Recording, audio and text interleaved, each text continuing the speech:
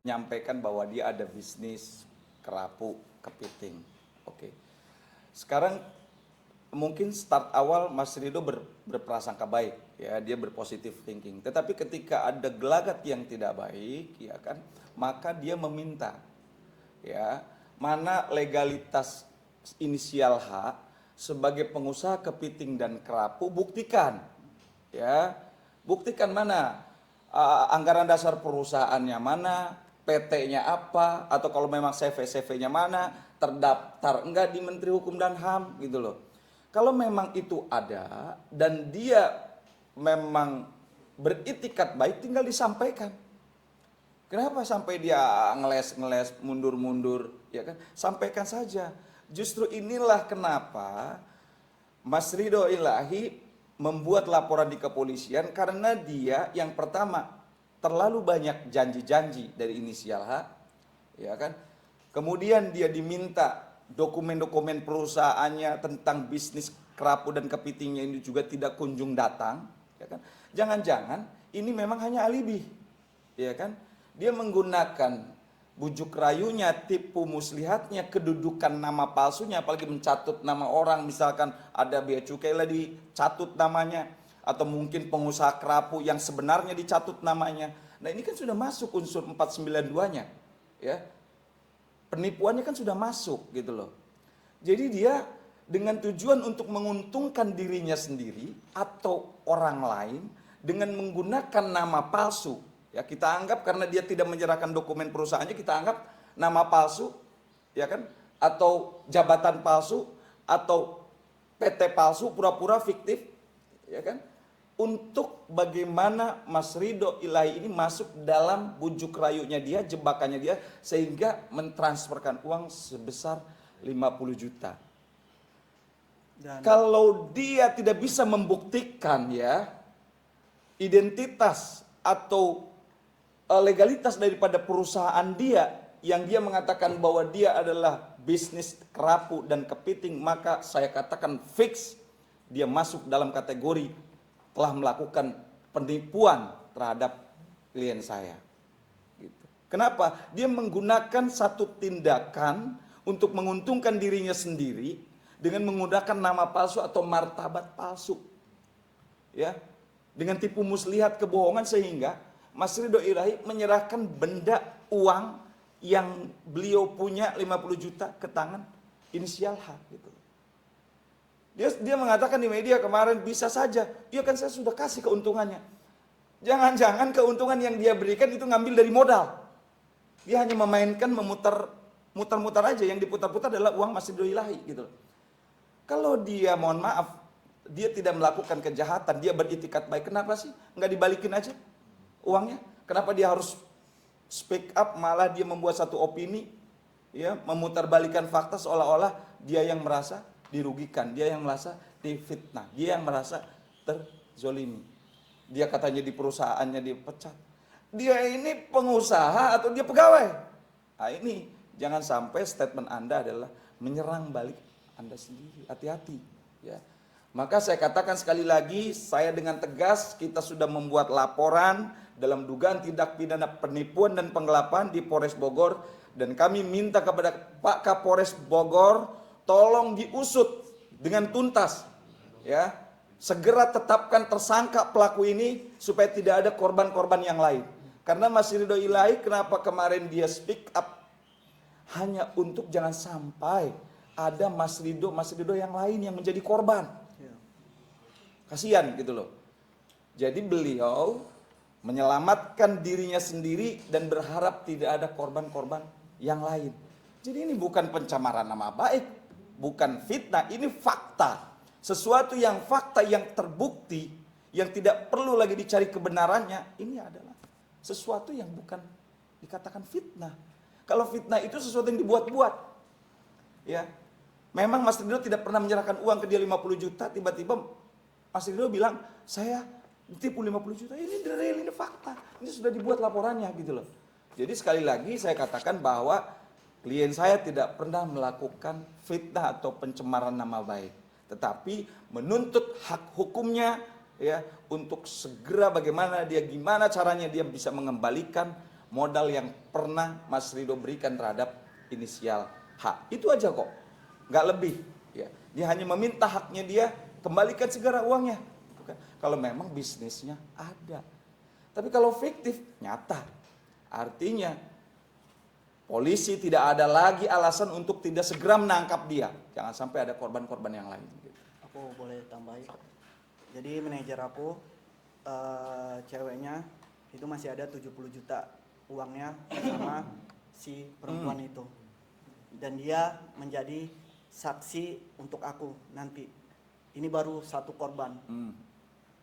Onik namanya, itu pernah ngomong, iya kak aku juga butuh uang itu, tapi setiap aku minta dia cuma mau nyicil dari 70 juta cuma berapa, 300 ya, 300 ribu. Sampai dia waktu itu kayak gimana ya biar uangnya balik kayak gini, udah laporin aja Onik. Kita udah, nah yang aku takutin itu banyak teman-teman aku yang ngasih tahu ke aku, iya dok waktu itu ada ko Pendi, dia nawarin juga hal yang sama seperti Rido, kerapu gini, tapi aku nggak percaya dengan kontraknya, kok ada yang aneh, nggak percaya. Dan itu teman-teman aku yang baru kenal langsung ditawarin semuanya sama dia. Kenapa aku naruh di story aku, biar aku nggak ada korban Rido yang lain. Hanya itu maksud aku, karena ya kayak aku lihat di sebelah aku sendiri, kasihan gimana kalau seandainya orang itu ngeinvestasikan uang untuk hidup dia di situ dengan bertujuan, siapa sih sekarang yang mau berusaha memutar uangnya, mendapatkan cuan untuk keluarganya, selama itu enggak menentang hukum, selama itu lurus, pasti mau kan sama-sama untung, sama-sama nyari cuan, kan sama-sama kerja. Ya itu biar nggak ada lagi aja korban-korban untuk penawaran dia seperti ke aku. Dengan adanya kayak gini dan juga dilaporkan kemarin abang dengan istri, kondisi Kana cukup terganggu nggak sih dan bisa berdampak nggak sih? Dari awal dia udah nggak ada itikat baik untuk mengembalikan. Dari sisa 30 jutaan, 37 jutaan, nggak ada, 30 juta dia ngechat sendiri. Kemarin dia ngomong sisa kan, nggak ada, 30 juta dia yang ngechat sendiri, ya. Mungkin bagi dia kecil, itu yang aku bilang, kalau seandainya uang itu dibutuhkan, seandainya uang itu adalah uang untuk hidup seseorang, bagaimana? Dia ngerasa dia terintimidasi, dia nggak mikirin anak aku yang di dalam kandungan istri aku, sampai masuk rumah sakit 2 kali loh mas. Kalau aku naikin story terus aku minta dikasihanin, emangnya ada yang peduli gitu. Jadi aku bahkan kenapa aku nggak up media, aku up media setelah dia ngelaporin dan dia nge-up media, karena aku masih ngejaga dia. Ya udah, kalau seandainya ini memang diselesaikan dengan penyelidikan nggak apa-apa, maksudnya biar polisi yang memutuskan. Ternyata dia nge-up ke media, oke, ya udah baik, aku up, aku buka semuanya. Karena udah lama kok Mas Rido kan konteksnya sudah lama, tapi dia berusaha untuk berharap bisa menyelesaikan persoalan ini secara baik-baik loh. Udah bagus loh beliau gitu loh, tahan walaupun beliau kecewa. Ya kan, apa yang dijanjikan, janji Juni ya terakhir. Juni dia harusnya mengembalikan. Itu juga gitu loh. Sebenarnya Mei itu dia berjanji sebulan pengembalian modal, kata dia dari orang pembudidayaan. Sampai Juni aku nunggu sebulan, nggak ada. Sampai detik ini terakhir dia cuma ngecicil 250. Aku ngubunginnya, dia udah kayak meminta uang dia ngerasa uang pribadi dia bayar. Di sini aku minta uang aku. Ini jadi kayak pengemis loh. Aku makanya lucu kemarin dia ngomong, dia sampai ngeluarin uang pribadi dia sendiri. Itu uang aku. Aku cuma minta uang aku. Minta haknya gitu loh.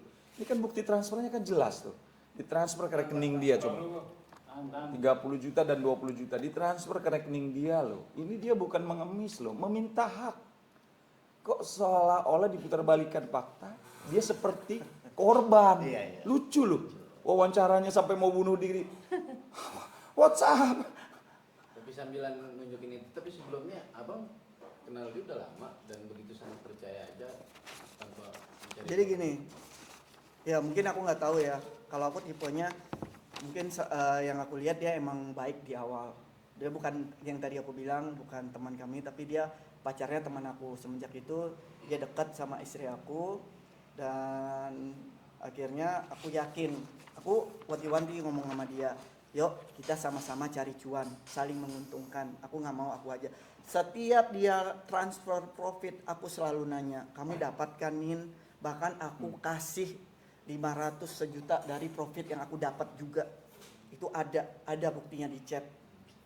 Aku maksudnya ya kalau seandainya aku tahu dia ngomongin masalah apa profit tetap dia ngenyetor tapi modal aku nggak dibalikin, ya kalau gitu mending aku invest ke PH aku sendiri yang jelas, yang soalnya ini kan pertama kali aku ngeinvestasi di pembudidayaan, jadi aku kurang tahu semua, kurang belajar, kurang tahu lah intinya, karena selama ini aku tahunya di entertain.